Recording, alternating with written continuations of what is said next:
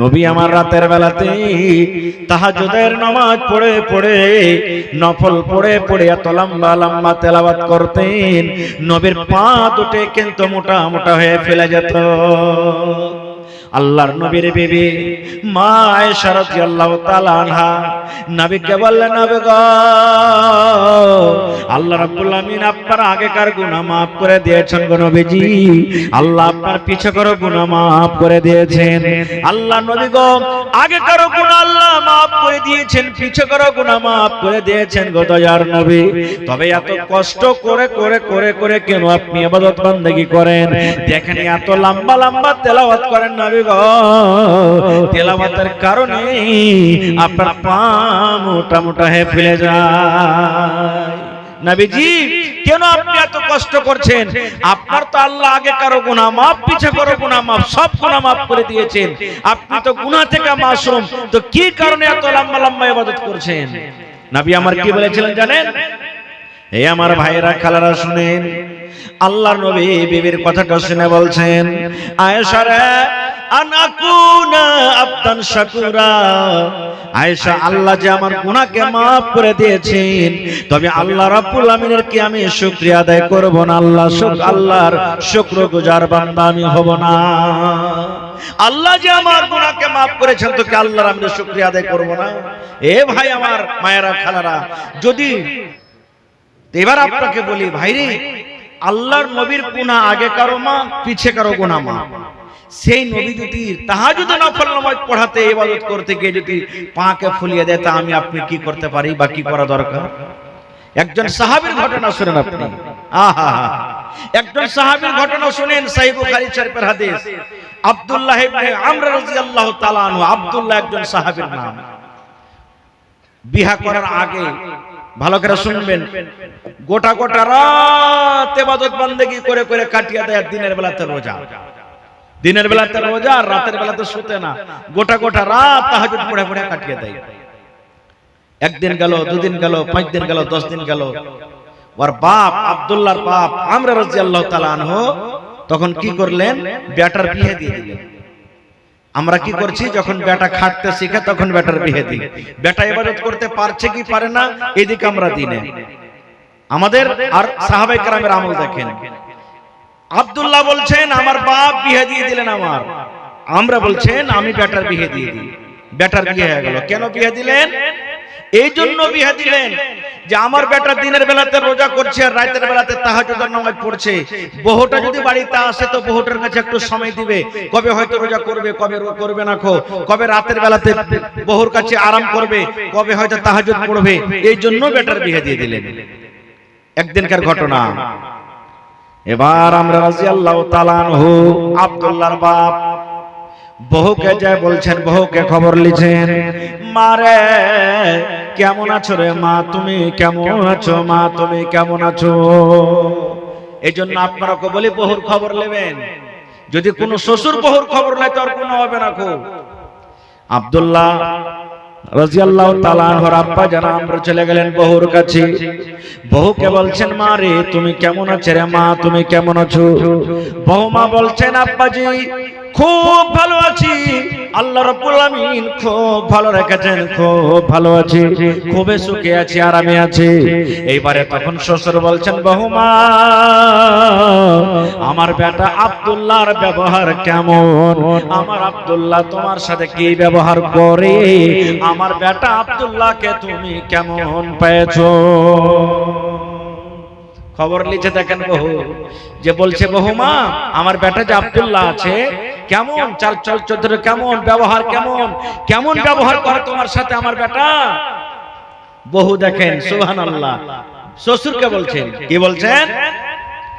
আব্বা গো আপনার বেটা খুবই ইমানদার, আপনার বেটা খুবই নেককার, আপনার বেটা খুবই ভালো। বলছেন আব্বা গো দিনের বেলাতে আপনার বেটা রোজা করে করে করে করে করে দিনটাকে কাটিয়ে দেয়, আর রাতের বেলাতে তাহাজ্জুদের নামাজ পড়ে পড়ে রাত কাটিয়ে দেয়।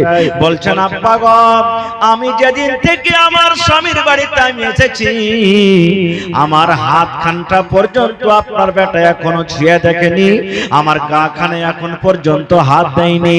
আমি একটা কেমন নারী, আল্লাহ আমাকে কি রূপ কি সুন্দর দিয়েছেন, এখন আপনার বেটা আমার দিকে দেখেনি, আমার বিছানায় এখন পর্যন্ত একদিনও পা দেয়নি।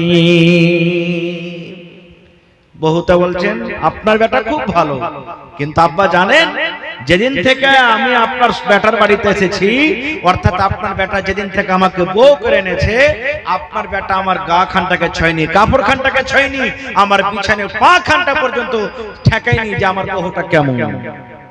যেমন কথাটা বলা, আমরা রাদিয়াল্লাহু তাআলা আনহু মাথাতে হাত দিয়ে বলছেন, হ্যাঁ আল্লাহ কি হলো, আমি তো যেই উদ্দেশ্যে বেটার বিয়ে দিলাম সেটা তো ফেল হয়ে গেল। আমি ভাবলাম যে বিয়ে দিয়ে দিলে মনে হয় আল্লাহর ইবাদত বান্দেকে কিছু কম করে বহুত দিকে সময় দিবে, কিন্তু এখন তো উল্টো হয়ে গেল। বলছেন না আর এরকম করে থাকা হবে না। এবার আমরা রাদিয়াল্লাহু তাআলা আনহু হাঁটতে হাঁটতে হাঁটতে হাঁটতে হাঁটতে আল্লাহর নবীর দরবারে চলে গেলেন। নবীর দরবারে চলে গেলেন, যাওয়ার পর বলছেন, ইয়া রাসূলুল্লাহ একটা কথা আপনার কাছে নিয়ে এসেছি। আব্বা বলছেন, কি কথা? বলছেন, নবী গো, আমার বেটা আব্দুল্লাহ আল্লাহর ইবাদত বান্দেগি করে করে করে রাত কাটিয়ে দেয়, আরাম করে না। আমি ভাবলাম বেটাটার বিয়ে দিয়ে দিলে হয়তো একটু ইবাদত বান্দেগি কম হবে, কিন্তু বহুর দিকে একবারও নজর করে তাকাই না, ওর বিছান খানজা পর্যন্ত যাই না, গোটা গোটা রাত এখন ইবাদত বান্দেগি করে কাটিয়ে দিচ্ছে, আপনি পারলে তাকে একটু বুঝিয়ে দেন। বলছে এটা কথা না? তো হ্যাঁ। ঠিক আছে, তোমার বেটাকে পাঠিয়ে দাও। পরের দিন চলে গেলেন। এবার নবীজি কত জ্ঞানী মানুষ, নবীজি আমার কত হুঁশিয়ার মানুষ, নবীজি আমার কত বুদ্ধিজীবী মানুষ, দেখেন এবারে কিভাবে তাকে জিজ্ঞাসা করছেন। নবী আমার আব্দুল্লাহকে বলছেন, আয় আব্দুল্লাহ তুমি রোজা কিভাবে রাখো বাবারে, তুমি রোজা কিভাবে রাখো? বলছেন, নবী গো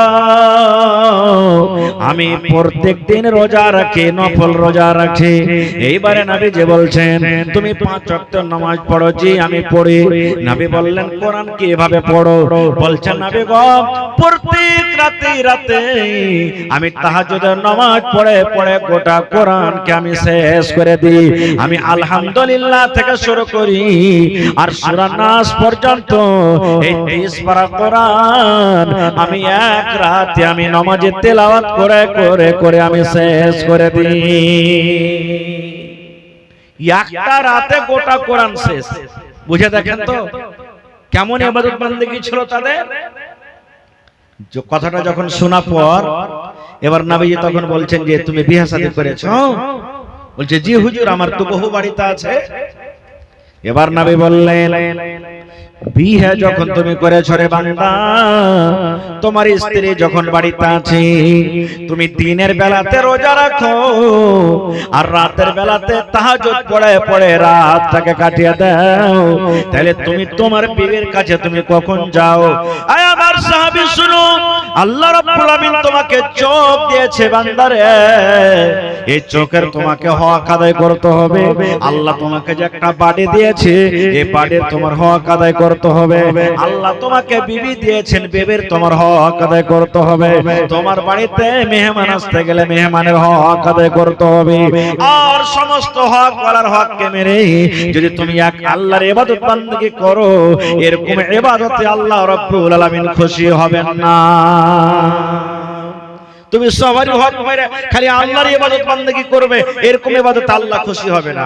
তখন সেই সাহাবী আব্দুল্লাহ বলছেন, হুজুর তাহলে কি করব আমি? বলছে, এক কাম করো, এক মাসে তুমি এক ফিরা কোরআন মাজিদ শেষ করো, মানে এক পারা করে প্রত্যেক রাতে তুমি তাহাজ্জুদের নামাজ তেলাওয়াত করো। বলছেন, হুজুর প্রত্যেক রাতে রাতে এক ফিরা করে কোরআন শেষ করছে, আর এক মাসে মাত্র এক ফিরা কোরআন শেষ করব, এর থেকে আমি আরো বেশি পারবো। নবীজি বললেন, তাহলে 15 দিনে তুমি এক ফিরা শেষ করে দাও। বলছে, নবী গো আর আমি বেশি বেশি করে পারবো নবী গো। এবার নবীজি বললেন, সাহাবী রে 7 দিন থেকে বেশি তোমাকে পারমিশন দেওয়া যাবে না। 7 রাতের মধ্যে তুমি কোরআন শেষ করবে, ইয়ার থেকে তোমাকে বেশি পারমিশন দেওয়া যাবে না। এবার রোজ রোজা। নবীজি বললেন তুমি মাসে 3টা করে রোজা রাখো, প্রত্যেকদিন তোমাকে রোজা রাখতে হবে না, মাসে 3টা করে তুমি রোজা রাখো। এবার সে সাহাবী বলছে নবীজি আর আমি বেশি বেশি করে রোজা রাখতে পারবো। এবার নবীজি আমার বললেন সাহাবীরা তাহলে তুমি মাসে 15 দিন রোজা করো আর 15 দিন তুমি রোজা রাখিও না। মানে দাউদ নবীর জামানাতে যেমন রোজা ছিল, দাউদ নবী একদিন রোজা রাখতেন একদিন ছেড়ে দিতেন, একদিন রোজা রাখতেন একদিন ছেড়ে দিতেন। এরকম ভাবে তুমি রোজা রাখো, একদিন তুমি রোজা রাখো একদিন রোজা ছেড়ে দাও। আজকে শুক্রবার তুমি রোজা রাখো শনিবার ছেড়ে দাও, এবার রবিবার রোজা রাখো সোমবার ছেড়ে দাও, মঙ্গলবার রোজা রাখো বুধবার ছেড়ে দাও। এরকম ভাবে একদিন রোজা রাখো একদিন তুমি ছেড়ে দাও। এরকম করতে গেলে আল্লাহ রাব্বুল আমিন তোমার ইবাদতকে আল্লাহ কবুল করবে। তাহলে সাহাবায়ে কেরামের আমল কি ছিলেন ভাই? সাহাবায়ে কেরামের ইবাদত কি ছিলেন? এত বেশি বেশি তারা ইবাদত বندگی করতেন সুবহানাল্লাহ, যে তারাকে কম করতে বলা হতো আর আমরা কিন্তু করতে পারি না। সুবহানাল্লাহ। একদিন নবীজি মা আয়েশা রাদিয়াল্লাহু তাআলা আনহা বলেন সহিহ বুখারী শরীফের হাদিস, বলছেন একদিন নবীজির বাড়ি আমার কাছে, নবীজির বাড়ি বিবির ঘে বানা ছিল। এটা হলো একটা বিবির বাড়ি, একদিন ওর কাছে থাকলেন। এটা হলো একটা বিবির বাড়ি, এক রাত ওর কাছে থাকলেন। এটা একটা বিবির বাড়ি, ওর কাছে একদিন থাকলেন। এই করে করে বাড়ি বানা ছিল। আল্লাহ নবীর বিবি মা আয়েশা রাদিয়াল্লাহু তাআলা আনহা বলছেন যে একদিনকার ঘটনা, নবী আমার কাছে আছেন। ঠিক আছে আছেন। নবীজির বিছান কি? আজকে যে পালং, আজকে যে সোফা, আজকে যে আপনার তোশক, আজকে গাদলা, নানা রকমের বিছান। সুবহানাল্লাহ। আমার নবীর বিছান দেখেন। মা আয়েশা বলছেন কি নবী আমার কাছে এলেন আর চাপ্পাল জুতা যে পায়ে ছিল জুতো দুটোকে খুলে দিলেন। খুলে দেওয়ার পর নবীজি এখানটা বড় ধরনের চাদর গায়ে দিয়েছিলেন, যেমন আমরা শাল গাঢ় কাপড় গায়ে দিই না চাদর, এরকম ধরনের চাদর গায়ে দিয়েছিলেন। বিছান নাই। আহা, মা আয়েশা বলেন যে চাদর খান নবী গায়ে দিয়েছেন অর্ধেক চাদর নবীজি নিজের গতরের উপরে রাখলেন আর চাদরের অর্ধেকটা নবীজি নিজের পিঠের তলাতে বিছান লাগিয়ে দিলেন। কত গরিব মানুষ দেখেন। একটাই চাদর আধখানি গায়ে দিলেন আর আধখানি বিছিয়ে দিলেন। মা আয়েশা বলছেন আমিও নবীর পাঞ্জারে ঘুমিয়ে গেলাম। ঠিক রাত 12, 1, 2 যখন হয়ে গেল, নবীজি আমার দিকে তাকিয়ে দেখেন আমার বিবি আয়েশা মানে ঘুমিয়ে গেছে কি যায়নি কিংবা চেতন হয়ে আছে। এবার নবীজি দেখলেন আমার বিবি আয়েশা ঘুমিয়ে গেছে, চেতন হয়ে না। এবার নবীজি বলছেন, মা আয়েশা বলেন যে নবীজি আস্তে আস্তে করে বিছানা থেকে উঠলেন, একবারে আস্তে আস্তে, যেন আমার বিবি জানতে না পারে, আমার বিবি আয়েশা চেতন না হয়ে যায়। কিন্তু মা আয়েশা বলছেন আমি কিন্তু চেতন হয়ে আছি, আমি নবীকে জানতে দিই না যে আমি চেতন হয়ে আছি কি আমি নিন পারছি, আমি জানতে দিই না। মা আয়েশা বলেন আস্তে আস্তে করে নবীজি বিছানা থেকে উঠলেন, জুতা পায়ে দিলেন, এবার দুয়ারটাকে খুললেন আর খোলার পর আস্তে করে ঝাপখানটাকে সাটিয়ে আবার নবীজি হাঁটতে লাগলেন। কোথায়? একবারে জান্নাতুল বাকি কবরস্থানের দিকে হাঁটতে লাগলেন। মা আয়েশা বলছেন আমার মন কিন্তু খুব খারাপ হয়ে গেল। কি খারাপ হলো জানেন? এই মন খারাপ হলো আমি উল্টা বুঝলাম যে আজ হলো আমার বাড়িতে নবীজির বাড়ি, আমার ঘরে বাড়ি, আর এত রাতে নবীজি আমাকে বাদ দিয়ে অন্য বিবির কাছে মনে হয়ে যাচ্ছে। আমার মনটা কিন্তু খুব খারাপ হয়ে গেল। আমিও তখন মা আয়েশা বলছেন পিছনে পিছনে নবীর হাঁটতে লাগলাম, দেখি নবীজি কোন জায়গাতে গেছে, কার বাড়িতে গেছে, হাঁটতে লাগলেন। ওরে সুবহানাল্লাহ। এ আমার ভাইরা মায়েরা খালারা শুনেন কত সুন্দর হাদিস। মা আয়েশা বলেন নবী আমার আগে আগে হেঁটে যান আর আমি নবীর বিবি পিছনে পিছনে হেঁটে যাই। নবীজি কিন্তু মনে হয় জানতে পারেন না। মা আয়েশা বলেন এরকম ভাবে আমি হেঁটে যাই। হাঁটতে হাঁটতে নবীজি কবরস্থান চলে গেলেন। কখন? রাতের বেলাতে। আপনি যদি আমাকে বলেন, আমি যদি আপনাকে বলি আপনাকে যে আঞ্জার পাঞ্জার কবরস্থান আছে জানতো একাই কেউ যেতে পারবো যে ভাই? কেউ যেতে পারবো না, আপনারা আমরা কবরস্থান যেতে পারবো না ডরের কারণে। কিন্তু মা আয়েশা বলেন হাঁটতে হাঁটতে নবীজি চলে গেলেন কবরস্থান। দু হাত তুলে দিলেন, দুহাত তুলে নবীজি দোয়া করলেন। দোয়া করতে করতে করতে করতে নবীর যখন দোয়া শেষ হয়ে গেল, এবার মা আয়েশা বলেন আমি নবীকে দেখে এবার ঘরের দিকে আমি হাঁটতে লাগলাম। নবীজি ধপ ধপ ধপ ধপ ধপ করে হাঁটে, আমি আয়েশা ধপ ধপ ধপ করে হাঁটলাম। মা আয়েশা বলেন আল্লাহর নবী মাঝে মাঝে যখন দৌড়াতে লাগলেন, এবার মা আয়েশা বলেন আমিও ধপ ধপ ধপ ধপ করে দৌড়াতে লাগলাম। নবীজি কিন্তু দেখে নিয়েছে যে আমার কেউ পিছা করছে, এটা আমার বিবি আয়েশার মতন লাগছে। এবার মা আয়েশা বলছেন নবীর ঘরে আসতে না আসতে আমি যে আঁকাবাঁকা শুতে গেছি। এবার আপনাকে একটা প্রশ্ন করি, কোন মানুষ যদি বাইরে থেকে দৌড়িয়ে আসে তো শরীরটা বা ওর শ্বাসটা হ্যাঁস ফ্যাঁস করবে কি করবে না? করবে না? করবে না ভাই? করবে। এবার নবীজির আসা না আসার আগে মা আয়েশা কিন্তু শুতে গেছে বিছানে, শ্বাসটা কিন্তু মোটা মোটা হয়ে ফুলছে। এবার নবীজি আয়েশাকে বলছেন বিবি রে তুমি কোথায় গেছিলে রে বিবি, তোমার শ্বাসটা কেন ফুলছে তুমি দয়া করে বলো তো। কি ব্যাপার আয়েশা, তোমার শ্বাসটা ফুলছে কারণটা কি? মা আয়েশা তখন বলছেন যে না কই না তো, না না আমি তো শুতে আছি, আমার কোনো শ্বাসটা ফুলে না। এবার নবীজি বললেন আয়েশা তুমি সত্য করে বলে দাও, আর যদি তুমি না বলো আয়েশা রে আল্লাহ রাব্বুল আলামিন কিন্তু আমাকে জানিয়ে দেবে তুমি কোথায় গেছিলে। আয়েশা রে তুমি বলে দাও তুমি কোথায় গেছিলে, আর তুমি যদি না বলো আল্লাহ রাব্বুল আলামিন আমাকে বলে দিবেন। আল্লাহ বলবেন না? বলবেন না? কারণ ফেরেশতা তো নবীর কাছে আসছেন, বলছেন আয়েশা তুমি বলো না তো আল্লাহ বলে দিবে। এবারে তখন মা আয়েশা বলছেন জানে আল্লাহ রাসূল আপনি যখন বিছানা থেকে উঠলেন আমি এটাই ভাবলাম যে মনে হয় আমাকে ছেড়ে আল্লাহ রাসূল অন্য বিবির কাছে চলে যাবেন, তো আমি ভাবলাম আমাকে একটু মন খারাপ হলো, এই জন্য আপনার পিছনে পিছনে আমি গেছি। দয়ার নবী কথাটা শোনার পর বলছেন আয়েশা রে আমার উপরে কি তোমার বিশ্বাস হলো না? আমি তোমার বাড়িতে থেকে অন্য বিবির কাছে যাব তুমি কেমন করে ভেবে নিলে? এইবারে মা আয়েশা বলছে নবী গো আমি কবরস্থান পর্যন্ত আপনার পিছনে পিছনে হাঁটতে হাঁটতে গেলাম। আপনি যে মাইয়াতের জন্য দোয়া করলেন, সমস্ত মুমিন মুসলমানের জন্য দোয়া করলেন নবী গো, সেই দোয়াটা একটু আপনি আমাকে শিখিয়ে দেন।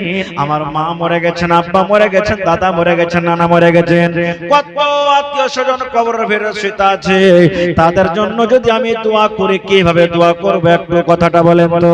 এই আমার জংলা গ্রামের মায়েরা খালারা আপনিও দোয়াটা শিখেন, ভাইয়েরা আপনারাও দোয়াটা শিখেন। আপনার মা আব্বা দাদু জানা নানি এলাকার কত মানুষ, ওরে আল্লাহ দুনিয়ার খবর পাওয়া যায় কিন্তু কবর একটা এমন দেশ, কবর একটা এমন জায়গা, কবর একটা এমন দুনিয়া, আজ পর্যন্ত কবর থেকে কোনো খবর এলো না। তাহলে তাদের জন্য যদি দোয়া করেন আল্লাহ রাব্বুল আমিন আপনার দোয়াটা কিন্তু কবরে পৌঁছে দেয়। কি দোয়াটা? মা আয়েশা বলছেন হুজুর দোয়াটা আমাকে শিখাবেন না? বলছে হ্যাঁ শিখাবো। নবীজি বললেন তাহলে পড়ো আসসালামু আলাইকুম আহলাত দিয়ারি মিনাল মুমিনিনা ওয়াল মুসলিমিন ওয়া ইয়ারহামুল্লাহুল মুস্তাকদিমিন ওয়াল মুস্তাখিরিন ওয়া ইন্না ইনশাআল্লাহু বিকুম লালাহিকুন নাসআলুল্লাহ লানা ওয়া লাকুমুল আফিয়া। আরেকবার শুনেন, মা মরে গেছেন, আব্বা মরে গেছেন, দাদু মরে গেছেন, নানা মরে গেছেন, কবরের পাঞ্জর দিয়ে আপনি হাঁটে চলে যান, মাঠে কাম কাজ করতে গেছেন, কবরস্থানকে সামনে করে এক মিনিট দাঁড় হয়ে হয়ে কম করে দোয়াটা পড়বেন রে ভাই। আপনি যদি দোয়াটা পড়েন যত মুমিন মুমিনা শুতে আছে আপনার দোয়াটা আল্লাহ রাব্বুল আমিন তাদের কবরে কিন্তু পৌঁছে দিবেন। কি দোয়াটা? আসসালামু আলাইকুম আহলাদ দিয়ার মিনাল মুমিনিনা ওয়াল মুসলিমিন ওয়া ইয়ারহামুল্লাহুল মুস্তাকদিমিন ওয়াল মুস্তাখিরিন ওয়া ইন্না ইনশাআল্লাহু বিকুম লালাহিকুন নাসআলুল্লাহ লানা ওয়া লাকুমুল আফিয়া। তাহলে নবীজি রাতের বেলা তো মাইয়াতের জন্য দোয়া করতে যেতেন, আর আমরা কয়দিন দোয়া করছি ভাই? নিজের জন্য করতে পারি না তো অপরের জন্য কেমন করে করব? এবং হাদিস থেকে এটাও একটা কথা বুঝতে পারলাম যে সতীনের জ্বালা খুব বড় জ্বালা নাকি? মায়ের সাথে এটাই প্রমাণ করেছিলেন যে আল্লাহ রাসূল মনে হয় আমার বাড়িতে আজকে বাদ দিয়ে অন্য বিবির কাছে চলে গেলেন, কিন্তু খারাপ মনে করতে হবে না। ওরা হলো উম্মাহাতুল মুমিনিন, নবীর যত বিবিরা ছিলেন সমস্ত মুসলমানের হলো কে মা। আর একটা হাদিস বলি যে আপনার সামনে, এটাও সহিহ বুখারী শরীফের হাদিস। আল্লাহ রাসূল সাল্লাল্লাহু আলাইহি ওয়াসাল্লামের 11 জন বিবি, একসাথে 7 জন বিবি বেঁচে থেকেছিলেন। নবীজি বাড়ি বানিয়ে নিলেন। আজ হাফসার বাড়ি, উম্মে সালমার বাড়ি, আয়েশার বাড়ি, সাউদার বাড়ি, এই করে করে নবীজি বাড়ি বানিয়েছিলেন। সমস্ত বিবিদের মধ্যে নবীজির একজন বিবি ছিলেন, ওর নাম হলো সাফিয়া রাদিয়াল্লাহু তাআলা আনহা। ওর হাতের সালন কিন্তু খুব স্বাদ মিঠে। এক একটা মেয়ে লোক থাকে না যে হাতের সালন আনবে তো খুব খাইতে মজা, মানে ভোগ নাই তেমন হয় খাইবে এরকম। আর এক একটা মহিলা আছে যে ওর হাতের সালন কিন্তু তরকারি রান্না করবে তো ভালো লাগবে না খেতে। তো মায়েশা বলছেন একদিনকার ঘটনা, নবীজি আমার বাড়িতে আছেন, সেদিন আমার বাড়ি, আমার পাঞ্জরে নবী বসে আছেন, আর নবীজির আরেকজন স্ত্রী সাউদা রাদিয়াল্লাহু তাআলা আনহা একটু তরকারি চিনি মাটির বারতান, মাটির বারতানে করে তরকারি সাউদা সাফিয়া বলছেন ওর একটা দাসীকে, চাকরনিকে, যা নবীকে দিয়ে সোগা যাও। যদি বলে থেকে দিলে তো বলবে যে আপনার বিবি সাউদা দিয়েছেন, না সাফিয়া দিয়েছেন। এবার সাফিয়া রাদিয়াল্লাহু তাআলা আনহা নবীজির একজন স্ত্রী, ওর কাছে কিন্তু বাড়ি নেই, চাকরনিটাকে বাটিতে করে একটু তরকারি চাকরনির হাতে দিয়ে পাঠিয়ে দিলেন, যাও। এবার যদি যাইছে তো দেখছেন নবীজি বসে আছেন, আর নবীজির পাঞ্জরে নবীর একজন স্ত্রী মায়েশা রাদিয়াল্লাহু তাআলা আনহা বসে আছেন। এবার নবীকে যতক্ষণ দিচ্ছেন আল্লাহ রাসূল ওই চাকরনিটা, আল্লাহ রাসূল নেন, আপনার জন্য আপনার স্ত্রী সাফিয়া তরকারি দিয়ে পাঠালছে। ওরে আল্লাহ, যেমন খালি মায়েশা শুনলেন আমার বাড়িতে নবীর বাড়ি, আমার বাড়িতে এত সাহস যে তুই সালন দিয়ে পাঠাবি, চাকরনিটার হাতে এমন জোর করে এরকম করে বাড়ি মারলেন, সাথে সাথে পিয়ালা নামাতে পড়ে পিয়ালা ভেঙে গেল। ভাঙবে না, ভাঙবে না ভাই, মাটির জিনিস ভেঙে গেল। এত বড় তোর সাহস, আমার ঘরে নবী আজ, আমার বাড়িতে নবী, আর আমি নবীকে খাইতে পারবো না? তুই এত বড় সাহস যে তুই আমার বাড়িতে তরকারি দিয়ে পাঠালি? চাকরনির হাতে এরকম করে একটা জোর করে বাড়ি দিয়ে পিয়ালা পড়ে ভেঙে গেল। ওরে সুবহানাল্লাহ, পিয়ালা চুরমার হয়ে গেল, টুকরো টুকরো হয়ে ভেঙে গেল। নবীজি আমার পিয়ালার টুকরা গলাকে এক জায়গাতে করে করে জমা করছেন, কোড়াছেন। আর নবী বলছেন, ওই চাকরনিকে বলছেন, আল্লাহর বান্দিরা তোমার মা রেগে গেছে, তোমার মা রেগে গেছে। নবী বলছেন, তুমি তরকারি এনেছো, তোমার হাতে বাড়ি দিয়ে আমার বিবি আয়েশা পিয়ালাটাকে ভেঙে দিয়েছে। এই আল্লাহর বান্দিরে তোমার মা রেগে গেছে, তোমার মা রেগে গেছে। নবীজি বারবার করে চাকরনিকে বলছেন, তোমার মা রেগে গেছে, তোমার মা রেগে গেছে, তোমার মা রেগে গেছে রে, রাগের কারণে তোমার হাতে বাড়ি দিয়ে পিয়ালাটাকে ভেঙে দিয়েছে। বারবার করে ঘুরিয়ে ঘুরিয়ে বলছেন, তোমার মা রেগে গেছে, তোমার মা রেগে গেছে। যেমন কথাটা বলা, মায়েশা কিন্তু খুবই হুঁশিয়ার আর চালাক। ও বুঝে নিয়েছে যে নবীজি তো নারাজ হয়ে গেল, আর আসলে পিয়ালা ভাঙাটা আমার ভুল হয়ে গেছে। এবার তখন মায়েশা বলছে, নবী গো ভুল হয়ে গেছে গো নবীজি, পিয়ালা ভাঙে আমি ভুল করে দিয়েছি। আল্লাহ নবী গো ভুল হয়েছে, পিয়ালা ভাঙে আমি ভুল করে দিয়েছি নবী গো, আমার যে ভুল হয়েছে এই ভুলটা আল্লাহ কেমন করে maaf করবেন, এই ভুলটা আমার কেমন করে দূর হবে একটু দয়া করে বলেন। এবার নবীজি তখন বলছেন, আয়েশা রে তুমি যখন একটা পিয়ালা, ভালো পিয়ালাকে ভেঙে দিয়েছো, পিয়ালার বদলাতে তুমি একটা নতুন পিয়ালা কিনে এর হাতে দিয়ে দাও। একটা পিয়ালার বদলাতে তুমি এরকম একটা যদি পিয়ালা কিনে দিতে পারো, তাহলে আল্লাহ রাব্বুল আমিন তোমার এই ভুলটাকে maaf করবে। ঘরে একটা আয়েশা বলছেন, আমার পিয়ালা ছিল, পিয়ালাটাকে লেস আমি চাকরের হাতে দিলাম। এবার ও হাঁটতে লাগলো, হাঁটতে যখন লেগেছে তখন নবীজি বলছেন, এই শোনো, খবরদার তোমার মালিকাকে এই কথা বলিও না, সাফিয়াকে বলিও না এই কথাটা যে আয়েশা আপনার তরকারিওয়ালা পিয়ালাকে ভেঙে দিয়েছে, আর ওই জায়গাতে অন্য একটা পিয়ালা দিয়েছে, কথাটা তুমি খবরদার বলিও না, না হলে ওর মনটা ভাঙবে। তো বোঝা গেল কি, কোন মানুষকে কষ্ট দিবেন এটা শরীয়ত বিরোধী কথা, কোন মানুষকে খুশি করে দেওয়া হলো এটা আল্লাহর রব্বুল আলামিনের পক্ষ থেকে একটা ইবাদত বান্দেগী। আর একটা ঘটনা আপনাদের সামনে তুলি, সুনহেরি কিরণের মধ্যে একটা ঘটনা লিখছে, আল্লাহ রাসূল সাল্লাল্লাহু আলাইহি ওয়াসাল্লামের জামানাতে, ভালো করে শুনবেন ঘটনাটা, যদি ভালোভাবে শুনেন ইনশাআল্লাহ লাভ হবে। আর আল্লাহ যদি আপনাকে তৌফিক দেয় আপনার ভিতর কিন্তু পাল্টে যাবে ইনশাআল্লাহ তাআলা। একদিনকার ঘটনা, এক ইয়াতিম বাচ্চা, ওর খাজুরের বাগান ছিল। বাপ না ইয়াতিম বাচ্চা, খাজুরের বাগান। যারা মদিনাতে গেছেন দেখেছেন ওখানে খাজুরের গাছ বেশি। এবার ইয়াতিম বাচ্চাটা মনে করলো যে আমার যতটি গাছ আছে আমি সুন্দর করে দেওয়াল দিয়ে ঘিরে দেব, কারণ বাতাস যখন চলে আমার খাজুর কিছু ওর মধ্যে চলে যায়, ওর খাজুর কিছু আমার মধ্যে চলে আসে, তো আমি কিয়ামতের দিন হিসাব দিতে পারবো না। এবার কি করলেন, খাজুরের গাছ কোটাকে ঘেরতে লাগলো। ঘেরতে ঘেরতে ঘেরতে পাঞ্জরে ইয়াতিম ছেলেটার কিন্তু একটা ছিল কি ধনী লোকের খাজুরের বাগান, একটা খাজুর একবারে আইলের সামনে পড়ে গেছে। ইয়াতিম ছেলেটা ধনী লোকটাকে যা বলছেন, রে আল্লাহর বান্দা, তোমার এক খাজুরের গাছটা তুমি আমাকে দিয়ে দাও। বলছে আল্লাহর বান্দা, ইয়াতিম ছেলেটা বলছেন খাজুরের গাছটা তুমি আমাকে দিয়ে দাও। বলছে কেন তোমাকে দেব? বলছে আমার আইলের সামনে পড়েছে, যদি আমাকে দিয়ে দাও তো ভালো হবে, আমার আইলটা ঘেরতে ভালো হবে, দেওয়ালটা করতে ভালো হবে, বাউন্ডারিটা করতে ভালো হবে। বলছে না, দেব না। কত পারিয়াস করলেন, ছেলেটা কিন্তু দিলেন না। ইয়াতিম ছেলেটা নবীর দরবারে চলে গেলেন। আজকে যেমন আপনারা বসে বসে জালসা শুনছেন, আরে নবীর দরবারে মজলিস লেখা আছে, সাহাবায়ে কেরামের দল জামাত বসে আছেন। ইয়াতিম বাচ্চাটা নবীকে বলছেন, নবী গো, আমার পড়োশিতে একটা ধনী লোকের খাজুরের বাগান আছে গো নবীজি, দেওয়াল দিতে গিয়ে আর একটা গাছ আমার ভেতরে চলে আসে, কত রকম করে বুঝালাম কিন্তু আমাকে গাছটা দিল না। নবী গো, যদি পারেন দয়া করে বুঝিয়ে আপনি আমাকে গাছটা দিয়ে দিন।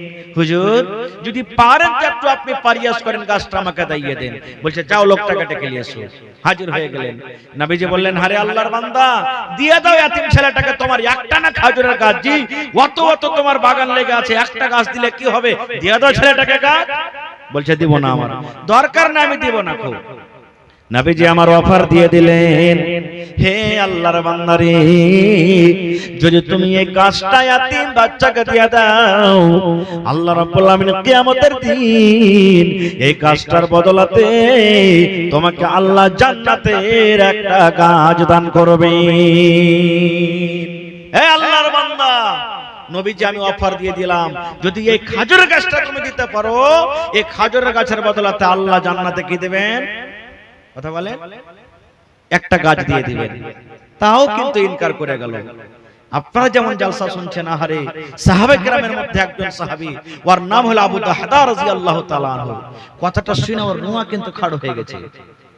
এবার নবীকে বললেন, নবী গো, কপাল পোড়া লোকটা, হারে এত বড় অফার পাওয়ার পর কিন্তু ইনকার করে দিল। এবার আবু দাহদা বলছে, নবীজি, এই গাছটাকে যদি কোন আল্লাহর বান্দা, কোন আল্লাহর বান্দি যদি কিনে দিতে পারে ইয়াতিম বাচ্চাটাকে, এই গাছটা যদি কোন টাকা দিয়ে হোক, গাছ দিয়ে হোক, জমি দিয়ে হোক, সোনা দিয়ে হোক, চাঁদি দিয়ে হোক, যদি এই ইয়াতিম বাচ্চাটাকে যদি গাছটা কিনে দিতে পারে, তাহলে বলেন ওই লোকটাকে কি আল্লাহ রাব্বুল আমিন জান্নাতের ভিতরে একটা গাছ দান করবে? নবীজি ও ইনকার করলো, দিল না, কিন্তু ওই গাছটাকে কিনে যদি ইয়াতিম বাচ্চাটাকে দেওয়াইতে পারে তো ওকে আল্লাহ কি দিবেন কিয়ামতের দিন? বলছে হ্যাঁ, আল্লাহ একটা গাছ দিবে। বলছে নবীজি আমাকে 10 মিনিট সময় দেন, একটু খালি বসেন। দৌড়াতে লাগলেন, দৌড়াতে দৌড়াতে আবু দাহদা বাড়িতে চলে গেলেন। ওর একটা কিন্তু খাজুরের বাগান ছিল, বড় বাগান। কত গাছ ছিল জানেন? 700 গাছ ছিল। কত গাছ ছিল? 700টা গাছ ছিল। 700 খাজুরের গাছের একটাই বাগান। সুন্দর একটা বাগানের ভিতরে বাড়ি ছিল, আর বাগানের ভিতরে সুন্দর একটা কুয়া ছিল, ইন্দারা ছিল। এবার বাড়িতে ঢুকলেন, বিবিকে বলছেন, বিবি রে, আমার এই বাগানের কেওলা খান তুমি দিয়ে দাও, এই খাতিয়ান খান তুমি দিয়ে দাও। বিবি রে, আমার এই 700 গাছের খাজুরের খাতিয়ান খান তুমি আমাকে দিয়ে দাও। ভালোবাসা বিবি এখনকার মতন তলা যে তুমি কি করবে কেওলাজি, কি করবে, কি দরকার আছে, 100 রকম সওয়াল। কিন্তু যেমনই চাইলেন বাড়ি থেকে দিয়ে দিলেন স্বামীর হাতে। এবার আবু দাহদা দৌড়াতে লাগলেন, দৌড়াতে দৌড়াতে দৌড়াতে আল্লাহর নবীর দরবারে হাজির হয়ে গেলেন। এবার তখন ওই লোকটাকে বলছেন, ধনীরা, আমার হাতে দেখো 700 খাজুরের গাছের কেওলা, এই তুমি কেওলাটা নিয়ে নাও, আর এই দয়া করে এই বাচ্চাকে তুমি খেজুরের গাছটা তুমি দিয়ে দাও। হে আল্লাহর বান্দারে, আমার বাগানের ভিতরে একটা সুন্দর বাড়ি আছে, বাগানের ভিতরে সুন্দর একটা কুয়া আছে, আর 700 খেজুরের গাছের একটাই বাগান আছে রে আল্লাহর বান্দা, তুমি আমার বাড়ি নিয়ে নাও, তুমি আমার কুয়া ইন্দারা নিয়ে নাও, 700 খেজুরের বাগানের তুমি গাছ নিয়ে নাও, আর দয়া করে তুমি একটা খেজুরের গাছ তুমি ইয়াতিম বাচ্চাটাকে তুমি দিয়ে দাও। লোকটা মনে করছে তুমি মজা করছো নাকি? আরে তুমি মজা করছো কেন?